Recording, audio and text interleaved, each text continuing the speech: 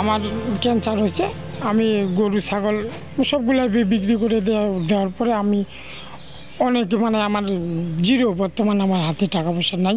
এখন এর মতো অবস্থার সময় টিভি নিউজ করার পর ডিসি স্যার আমার বাড়িতে আসার পরে স্যার আমাকে 50,000 টাকার একটা চেক দেয় এবং সুখসমে মানে কোনো অসুবিধা হইলে স্যার আমার পাশে থাকার সম্মতি দিয়েছে।